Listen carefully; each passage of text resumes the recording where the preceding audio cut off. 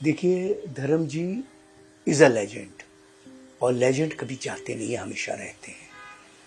वो कभी कहीं जा ही नहीं सकते। अपनी फिल्मों के ज़रिए, अपनी बातों के ज़रिए, अपनी शायरी के ज़रिए, अपनी कहानी के ज़रिए वो हमेशा हमारे दिल में रहेंगे, एंटरटेनमेंट करते ही रहेंगे। अब हम 2 दिन से क्या कर रहे हैं? हम सब उनकी फिल्में देख रहे हैं, उनकी रील्स देख रहे हैं, उनके गाने देख रहे हैं और आनंद ले रहे हैं। धर्म जी एक सानेवाल से एक बंदा, एक बच्चा सोचता है कि मुझे फिल्म लाइन में जाना है, और वो फ्रंटियर मेल को बोलता है, ये फ्रंटियर मेल, मुझे तू बम्बई ले जा।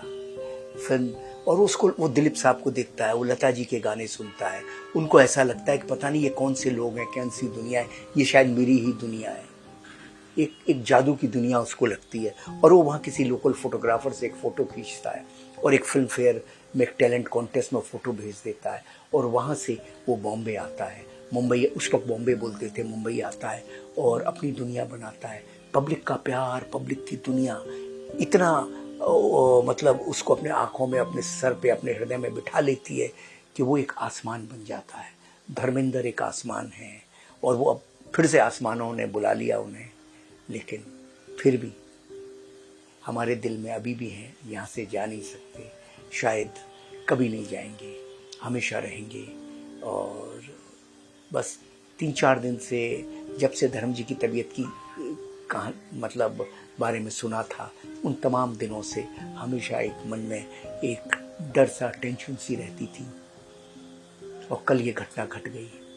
और मतलब इसको बयां करना मेरे पास नहीं, किसी के पास शब्द नहीं है। 2 दिन से पूरा भारत धर्मेंद्रमय हो गया है, सिर्फ धर्म जी, धर्म जी, धर्म जी। और क्योंकि वो धर्म जी सबके दिल में है। और बताइए, और पूछिए। मेरी आखिरी मुलाकात कुछ 1-1.5 महीने पहले हुई थी, और मैं गया था मिलने के लिए धर्म जी के पास, और बॉबी के पास गया था, बॉबी से कुछ काम था, तो मैं, धर्म जी बाहर बैठे हुए थे, और मैं धर्म जी से मिला, पाँव छुए, गले वले लगाया, और धर्म जी बहुत खुश हुए, और कैसा है छोटू तू, मुझे छोटू बोलते थे हमेशा, कैसा है तू?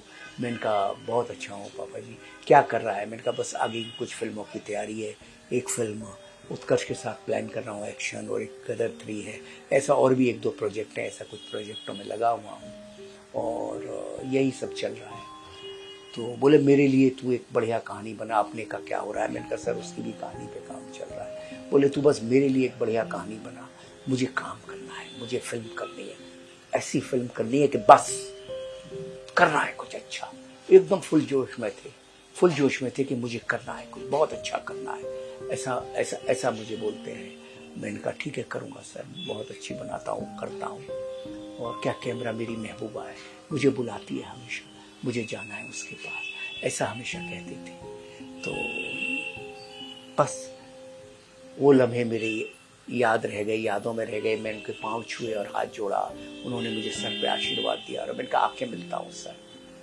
फिर इस बार दिवाली पे सोचा कि उनको आके मिलूँ, हर दिवाली पे मिलता था, लेकिन इस दिवाली पे मुलाकात नहीं हो पाई, तबीयत ठीक नहीं थी उनकी। तो सनी सर बोले कि पापा की तबीयत इतनी ठीक नहीं है, थोड़े दिन रुक जाओ। मैंने कहा सर हर दिवाली पे मिलता हूँ। मैंने भी इतना मैंने कहा मिल लेंगे, अभी नहीं मिलेंगे, किसने सोचा था कि ऐसा होगा। बस हो गया, कुछ ऐसा हो गया कि बस सोच से, दिमाग से, दिल से, सबसे बाहर है।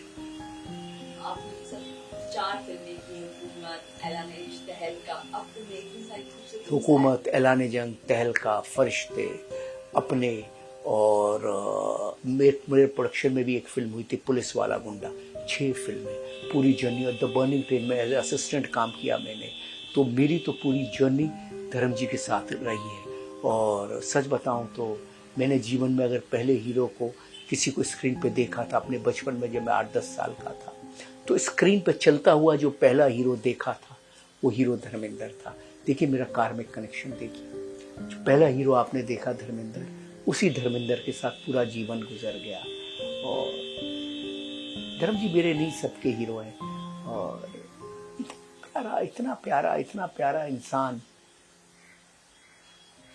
कि बस जितना शब्द उनके बारे में बोलता हूं उतने ही मुझे कम लगते हैं।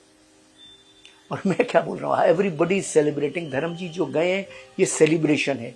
इतना सब कुछ उपलब्ध करके एक छोटे से गांव का एक मजबूत सा इंसान जो इतना बड़ा बना, एक आम इंसान, एक देहाती इंसान, एक एक एक एक ऐसा इंसान जो कि अंदर से सोना था, भावनाओं से, विचारों से, वो इतना बड़ा बना। शायद तभी बन सका क्योंकि अंदर से वो बहुत विनम्र था, अंदर से सोना था, अंदर से बहुत अच्छा था।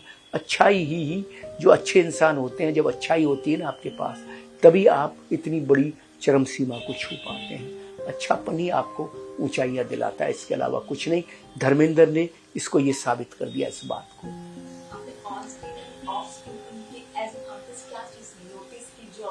बोल तो रहा हूं, उनकी अच्छाई, उनका प्यार, वो जिस तरह से मिलते थे। धर्म जी को ये कभी एहसास ही नहीं हुआ कि वो बहुत बड़े हैं। हनुमान जी तो बहुत बड़े हैं, बहुत मतलब हम सब की ईश्वर हैं। धर्म जी कोई हनुमान जी ईश्वर तो नहीं है, लेकिन जैसे हनुमान जी को पता ही नहीं था कि उनमें कितनी ताकत है, ऐसे धर्म जी को भी नहीं पता था कि वो कितने बड़े हैं। वो इतने आम आदमी की तरह बिहेव करते थे जैसे अभी अभी सानेवाल से आए, और ऐसा लग रहा है कि बस मुझे पता नहीं कल काम मिलेगा या नहीं मिलेगा। गैरत बहुत थी धर्म जी में। धर्म जी के पास जो सबसे बड़ी चीज थी, उन्होंने कभी अपने आत्मसम्मान पे आंच नहीं आने दी।